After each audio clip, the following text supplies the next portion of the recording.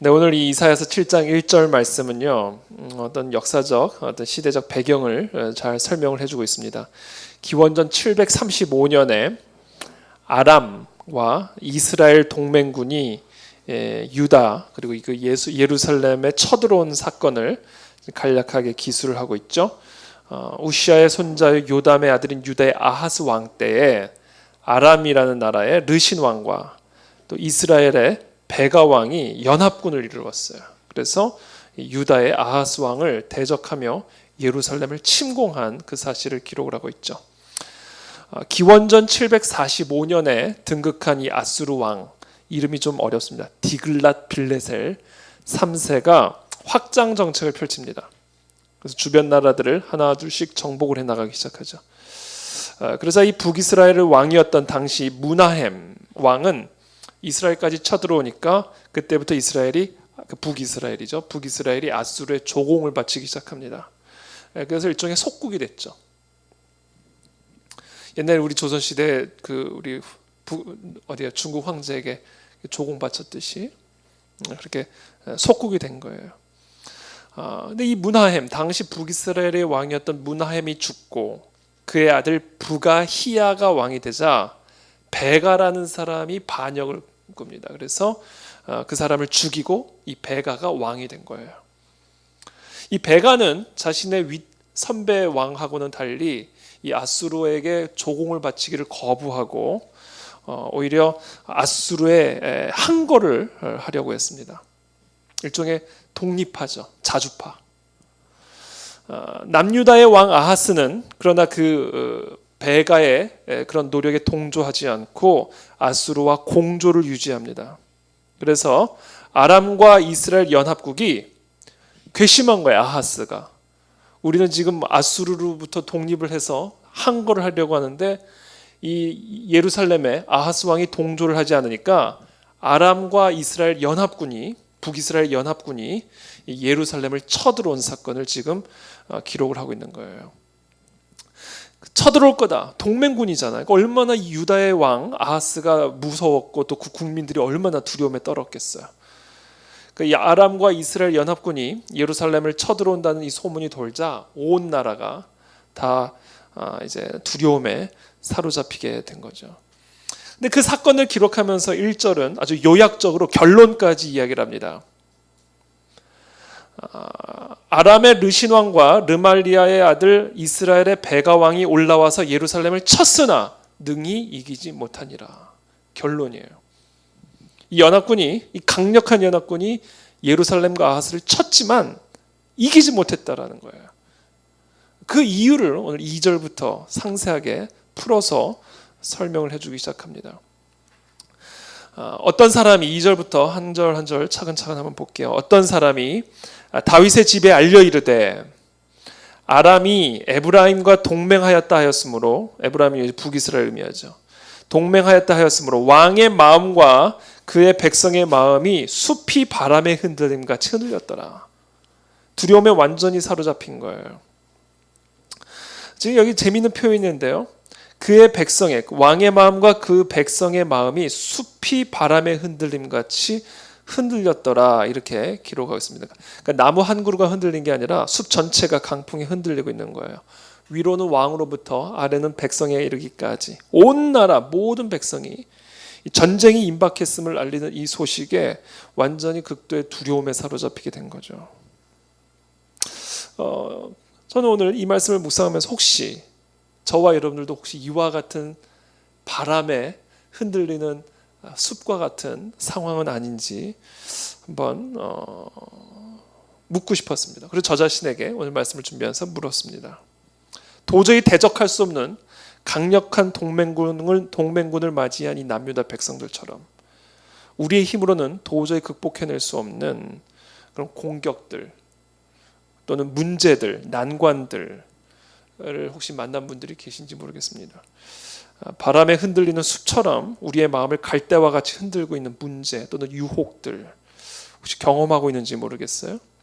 저는 이 표현이 재밌어요. 바람에 흔들림 같이 흔들렸다라. 바람이 불어도 끄떡이 없는 소나무가 아니라 갈대와 같이 바람이 이쪽으로 불면 이쪽으로 휩쓸리고 저쪽으로 흔들면 저쪽으로 휩쓸리고 주변 환경에 또는 나에게 들어오는 자극에 이리 불면 저리 가고 저리 불면 저리 가는. 그래서 우리가 흔히 그런 사람들을 표현할 때 바람 들었다를 표현하죠. 바람 들었다. 두려움의 바람이 들어오면 그 두려움에 확 휩쓸리는 거예요. 바람 든 겁니다. 두려움의 바람. 탐욕의 바람이 들어오면 또 누구도 주체를 못해. 그냥 그 바람으로 확 가는 거예요. 탐욕의 바람 들어. 방탕의 바람이 들어오면 그것도 확 그냥 가는 겁니다. 끝까지. 불만의 바람. 한번 불만이 들어오면요, 그게 자라고 자라고 자라요. 제가 최근에 아내한테 짜증을 낸 일이 있어요. 공개적으로 회개하는 마음으로. 제가 이제 그 월요일이었죠. 월요일이죠. 절대로 요구한 건 아니에요. 제가 그냥 자발적으로 월요일 날 이제 그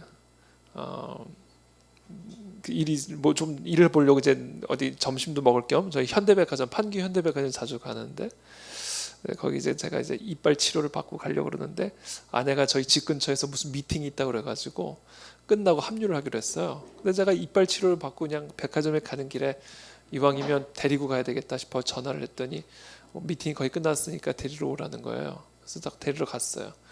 그래서 딱 도착했는데 전화를 했는데 전화를 안 받는 거예요.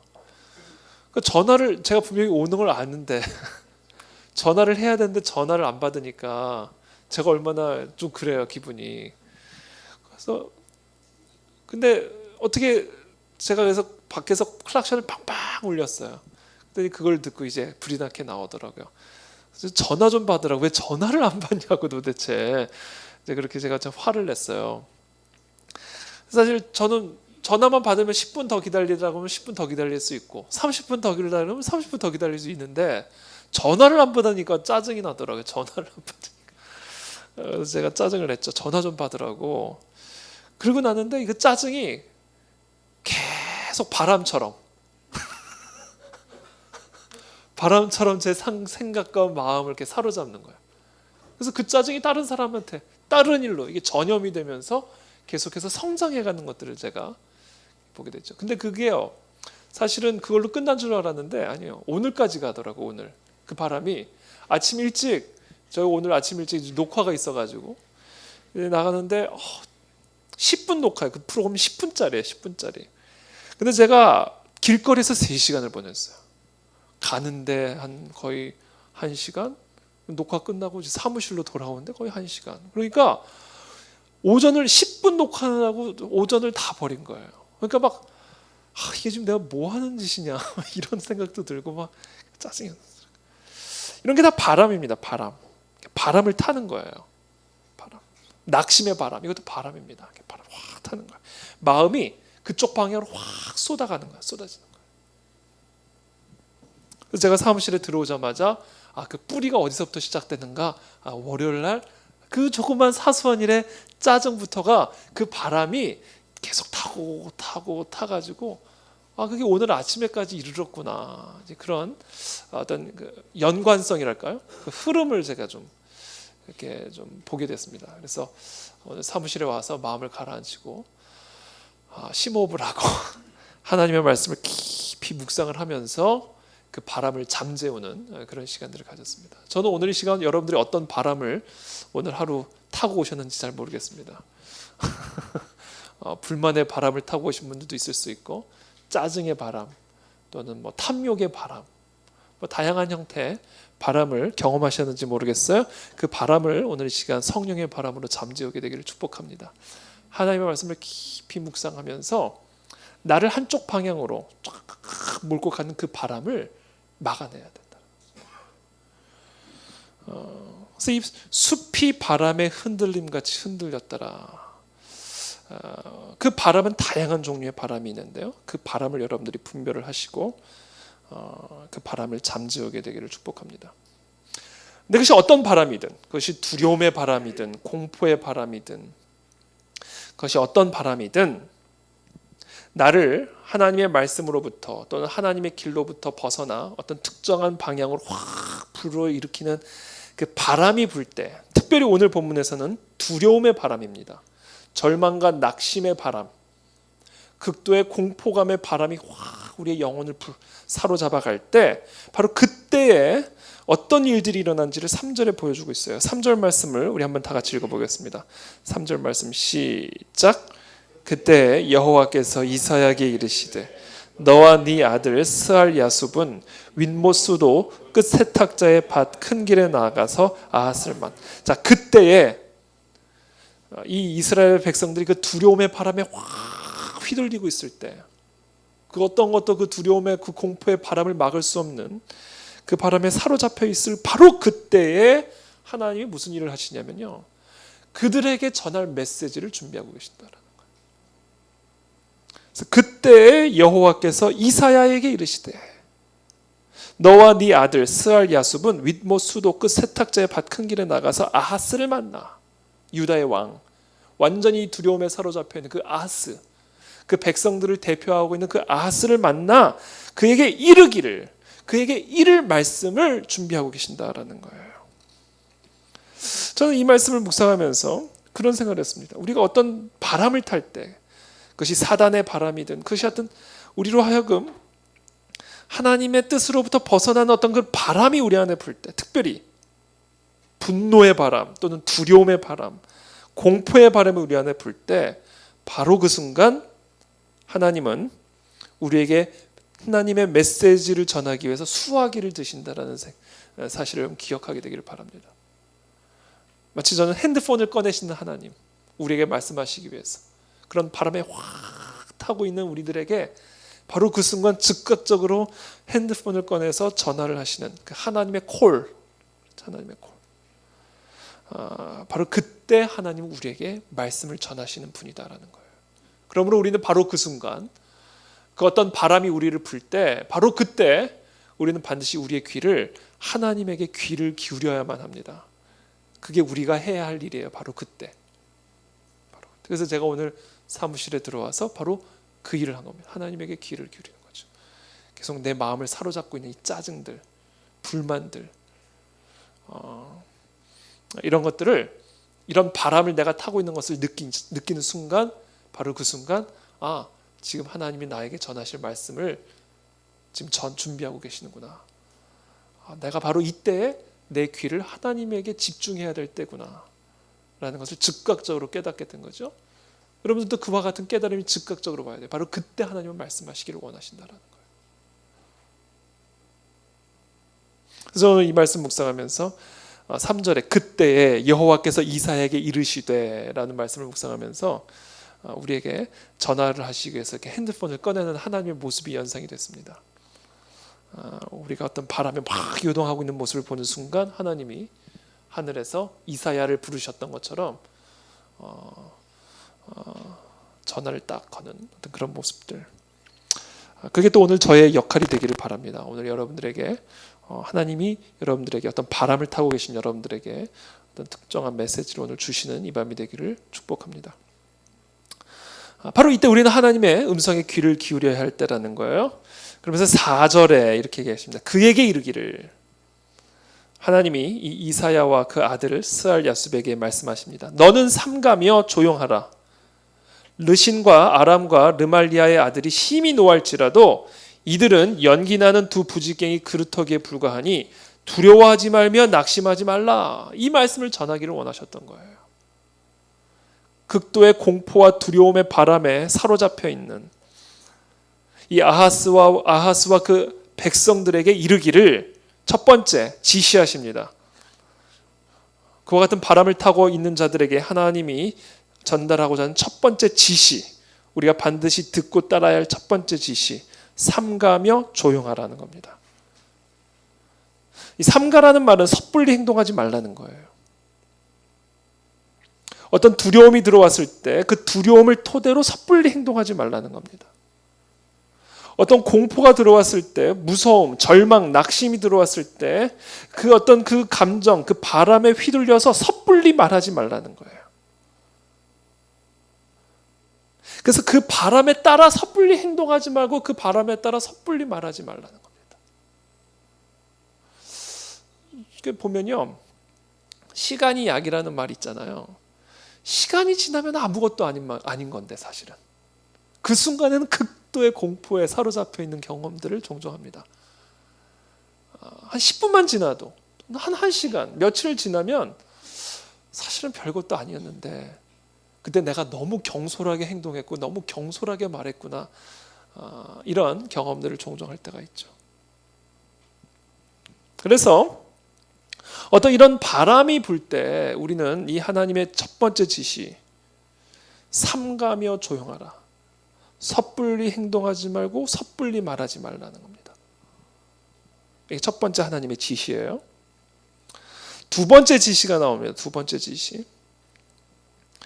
르신과 아람과 르말리아의 아들이 심히 노할지라도 이들은 연기나는 두 부지깽이 그루터기에 불과하니 뭐하라?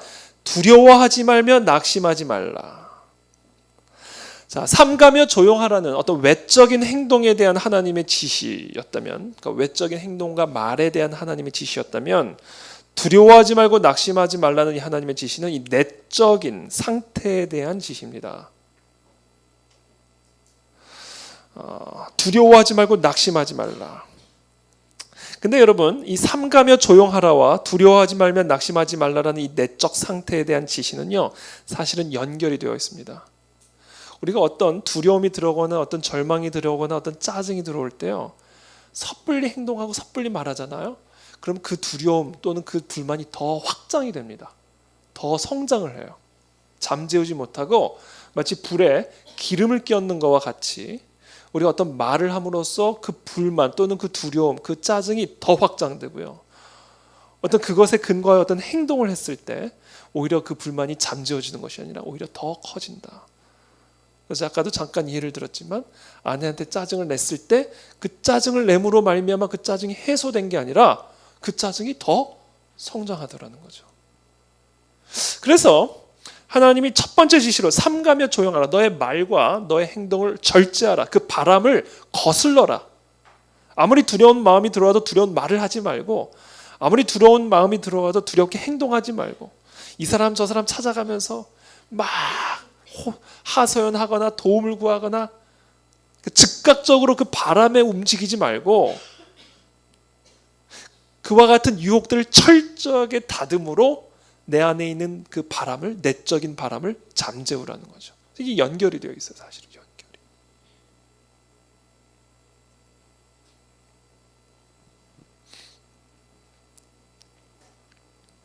그러면 막 두려워 죽겠는데 말도 못하고 짜증나 죽겠는데 말도 못하고 표현도 못하고 행동도 못하고 그러면 이렇게 억누르게 되죠. 그 마음을. 두려움 또는 분노 또는 짜증, 그 바람을 억누르게는 됩니다. 근데 그냥 억누르기만 하면 어떻게 돼? 결국 어떻게 돼? 엉뚱한 데서 폭발하잖아요. 결국 어디선가 폭발한단 말이에요. 어디선가. 그 폭발력을 어디에 집중하라는 거예요? 하나님을 바라보는 일에 폭발하라는 거예요. 그래.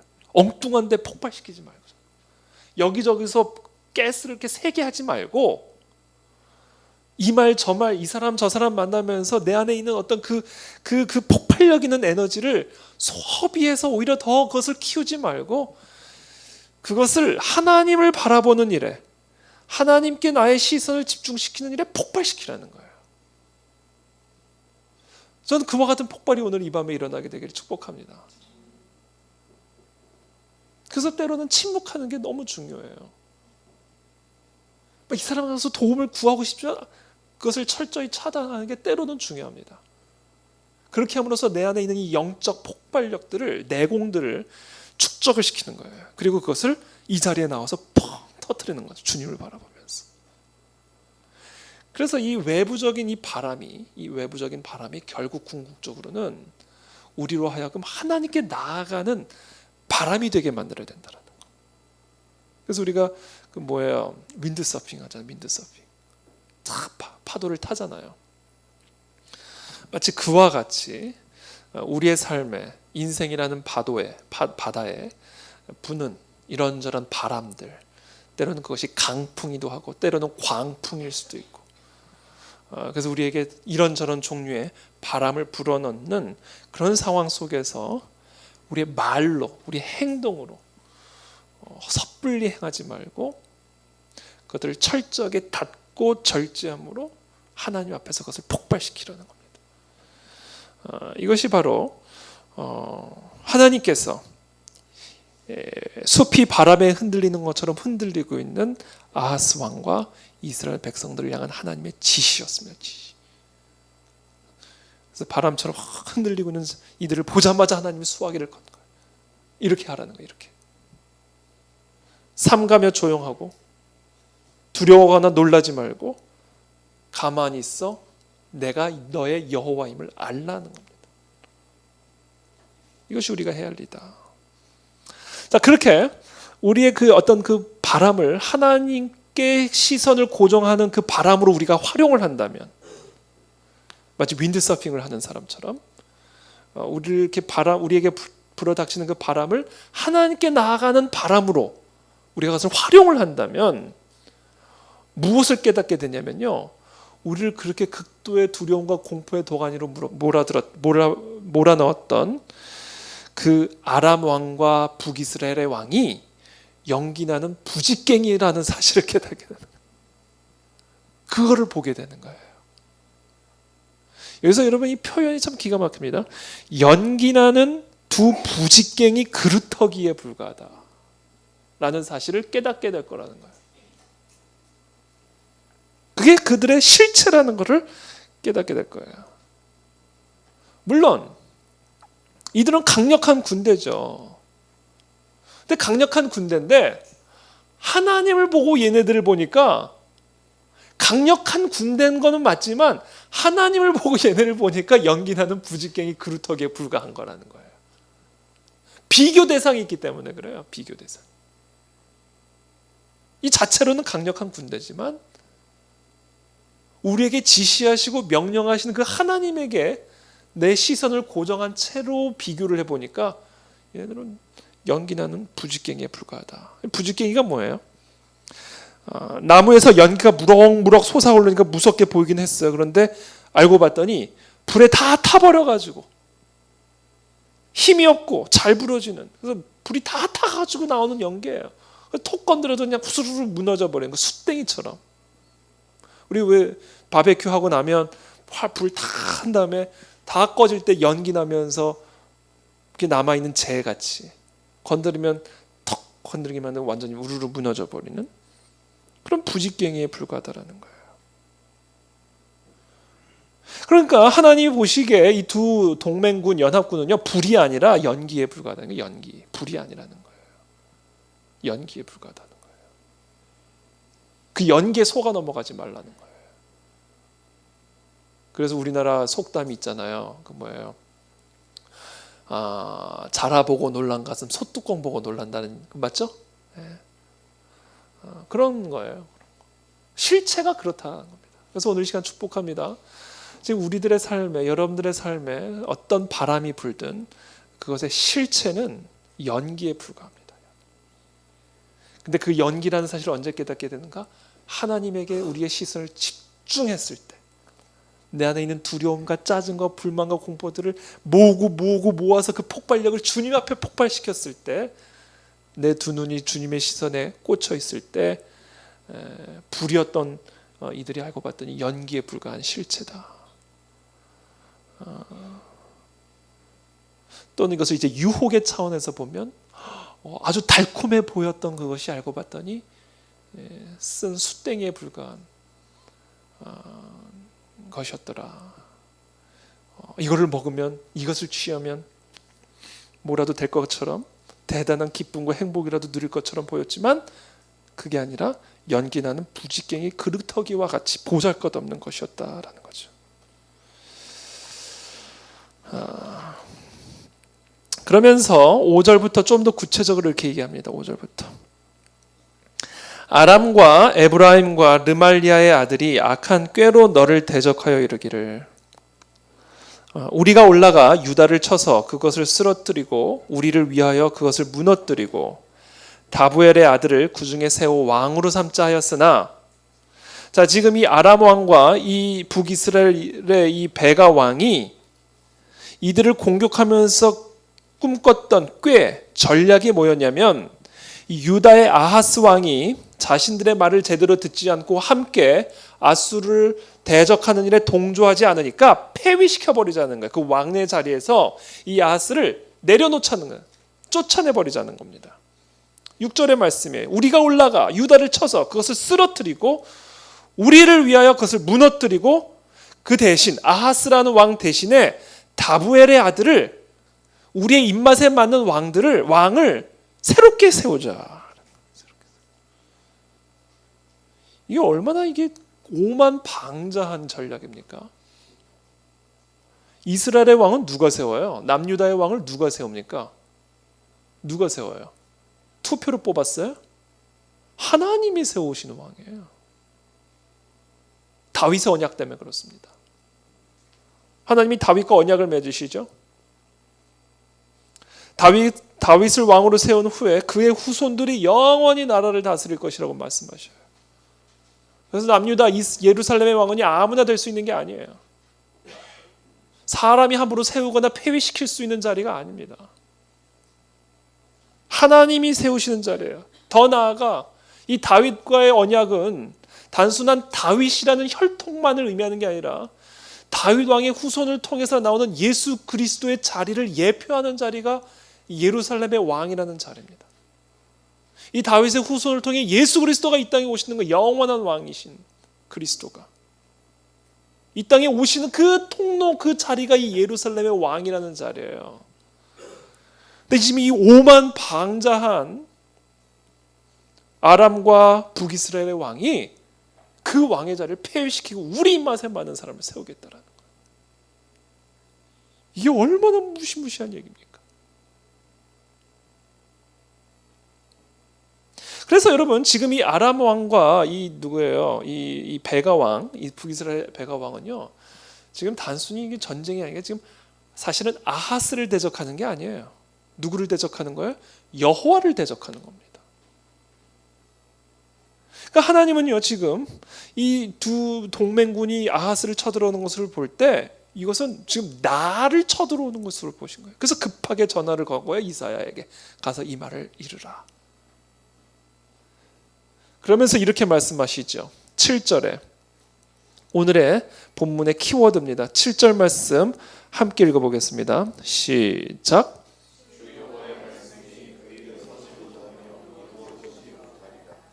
그렇죠. 당연히. 왜?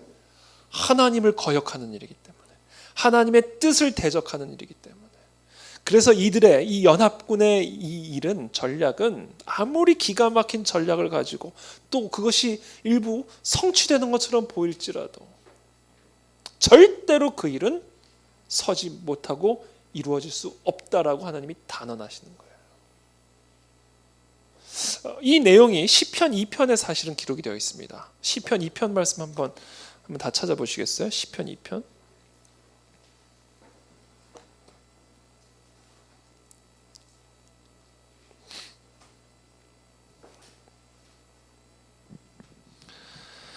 시편 2편이 바로 이 내용을 이 시편의 기자가 어떻게 보면 표현하고 있어요. 어찌하여 이방 나라들이 분노하며 민족들이 헛된 일을 꾸미는가? 세상의 군왕들이 나서며 관원들이 서로 꾀하여 여호와와 그의 기름 부음 받은 자를 대적하며 우리가 그들의 맨 것을 끊고 그의 결박을 벗어버리자 하는도다. 이 지금 세상의 관원들, 세상의 군왕들이 행하고 있는 일들입니다. 이 세상 속에서 지금.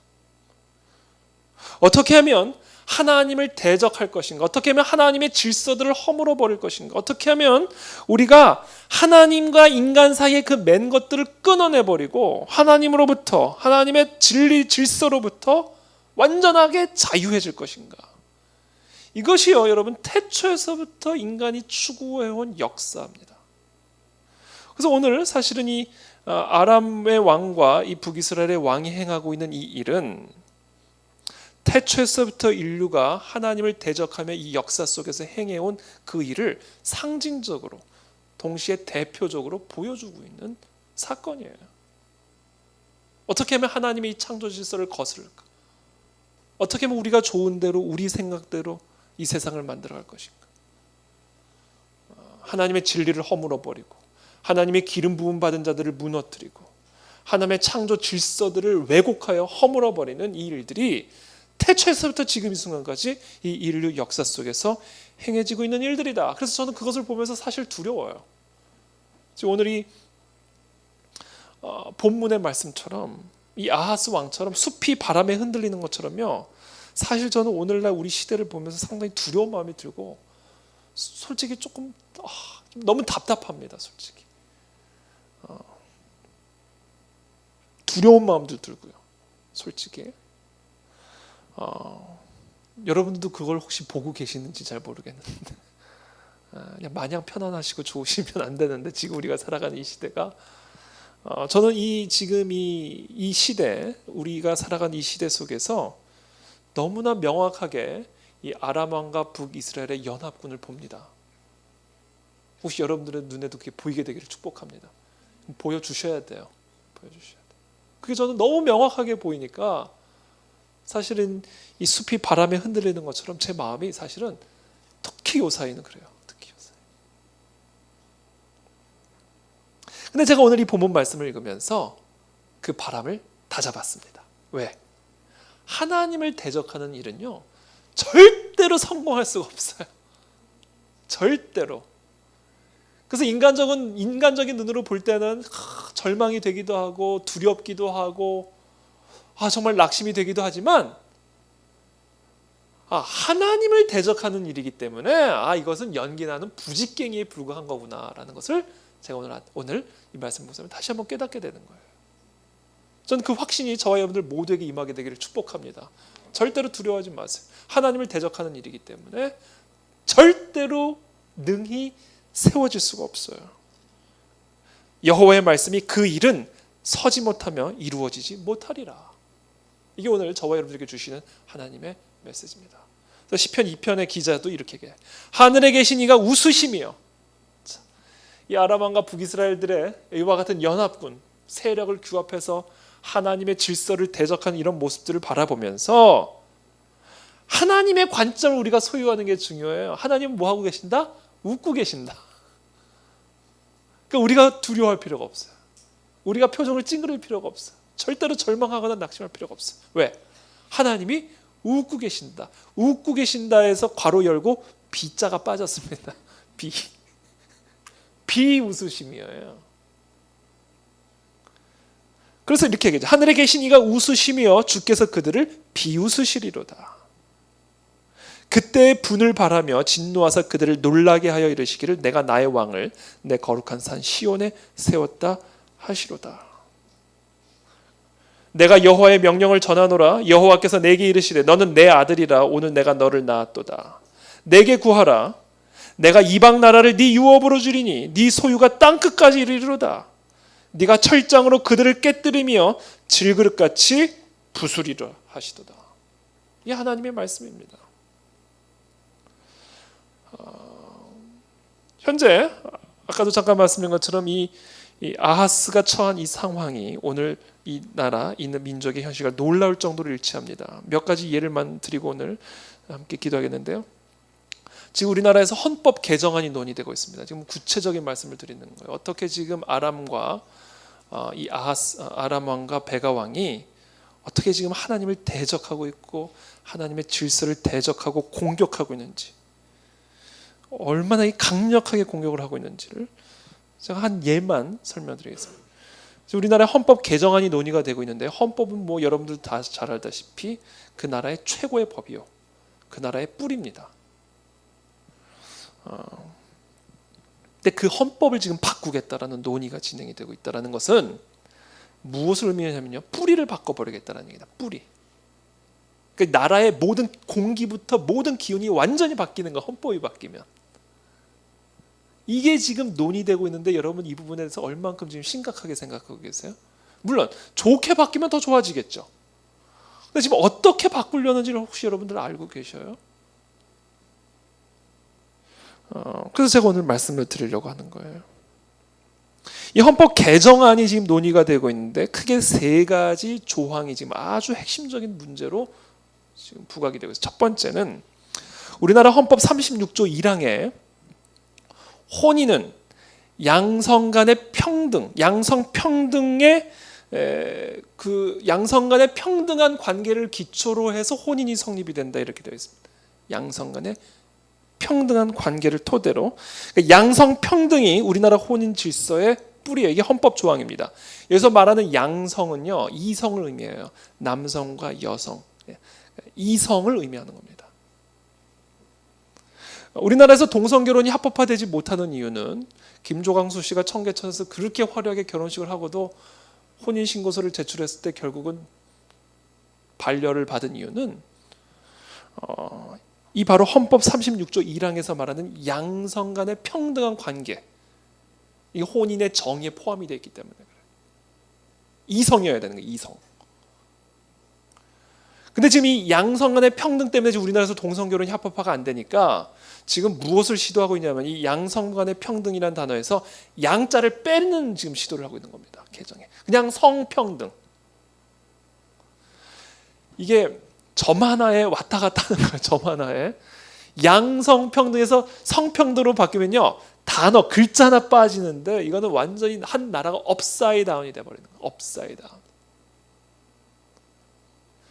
양성을 영어로 얘기하면 섹스입니다. 성별. 그렇죠? 성평등에서 말하는 성은 섹스를 의미하는 게 아니라 젠더를 의미하는 거예요. 젠더. 섹스는 성별이죠. 타고난 성별. 젠더는 내가 선택하는 성이에요. 내가 이 남성의 모습으로 태어났어도 내가 스스로 여성으로 살기를 원한다고 선택을 하면 그게 내 젠더가 되는 겁니다. 내가 여성으로 태어났지만 나는 남성으로 살겠다라고 판단을 하고 그렇게 결정하면 그 사람은 남성의 젠더를 갖게 되는 거예요. 이 모든 것들이 다 뭐다? 평등한 것이다라는 개념이에요. 많은 학자들은 이 성에는, 이 젠더에는요, 남성, 여성, 중성, 동성, 양성 등등 해가지고 70가지가 넘는 게 있대요. 난 너무 궁금해. 뭐가 더 있는지. 어떻게 이렇게 성이, 그러니까 사람의 성이 70개가 넘는다는 거야. 사람의 성이. 왜? 내가 느끼는 대로 선택하니까. 그게 다 평등한 거라는 거예요. 그러니까 여러분, 이 양성 간의 평등이 성평등으로 바뀌잖아요. 헌법적으로. 그러면요, 당연히 동성결혼이 합법화되죠. 동성결혼이 합법화되면요, 하나님의 이 창조 질서의 근간이 완전히 뿌리 뽑히는 겁니다. 결혼은요, 사람이 만든 제도가 아니죠. 하나님이 만드신 제도. 하나님이 태초에 사람을 남자와 여자로 창조하셨어요. 이게 하나님이 정하신 질서의 뿌리입니다. 근데 그것을 대적하는 거, 내가 선택한 성이 있다라는 거예요. 하나님이 준 성 말고 내가 선택하는 성이 따로 있다라는 거예요. 그리고 그것은 2가지가 아니라 70가지가 넘는다라는 거예요. 이게 지금 아람과 이 북이스라엘의 연합군이 하고 있는 일이 아니고 뭡니까? 이것은 하나님이 우리에게 주신 가정을 무너뜨리는 행위요, 하나님이 인간에게 부여하신 이 창조 질서, 이 피조 세계의 뿌리가 되는 이 창조 질서를 뿌리 뽑는 대적 행위다라는 거예요. 이 부분에 대해서 우리가 가만히 있으면 안 된다. 왜? 이것은 하나님을 대적하는 일이기 때문에. 결혼제도를 사람이 만들었습니까? 하나님이 만든 제도예요. 그래서 그 안에 신성이 있어요. 신성. 하나님이 만든 제도이기 때문에. 그래서 사람이 결혼제도를 함부로 건드리는 행위는요, 그것이 영적인 본질적으로는 하나님을 대적하는 행위예요. 그래서 우리가 이 부분에 대해서 아주 단호하게 반대 목소리를 내야 된다. 2번째 일을 지금 하고 있는데요. 그건 뭐냐면 국가인권위원회를 헌법기구로 격상시키는 일입니다. 국가인권위원회가요, 지금은 그냥 권고만 해요. 권고. 그래서 들어도 되고 안 들어도 돼요. 물론 압박은 들어오지만 그게 강제력이 있지는 않습니다. 근데 지금 이 헌법을 통해 국가인권위원회를 헌법적 기구로 격상을 시키게 되는 거예요. 그러면 국가인권위원회에서 내리는 권고가 단순한 권고가 아니라 강제적 헌법적 권위를 갖게 되는 거잖아요. 국가인권위원회 법이 있습니다. 국가인권위원회 법이 있는데 거기에는 이제 종교 또는 성적 지향, 성별 정체성 등을 가지고 차별하지 말라 이렇게 돼 있거든요. 거기서 말하는 차별은 그것에 대해서 옳고 그름을 따지지 말라는 거예요. 그러니까 국가인권위원회가 헌법기구로 격상이 되면 소위 말하는 차별금지법에 해당하는 국가인권위원회 법이 헌법적 권위를 가지고 휘둘리게 되는 거예요. 이것은요, 결국 결과적으로 결론만 말씀을 드리면 우리 그리스도인들이 하나님의 말씀을 토대로 진리를 선포하는 이 모든 일체 행위가 헌법이라는 이름으로 재갈 물려지는 거예요. 단순하게 이렇게만 설명드릴게요. 제가 뭐 길게 설명하기는 어려우니까. 헌법의 권위로 침묵을 시키는 거예요. 헌법의 권위로.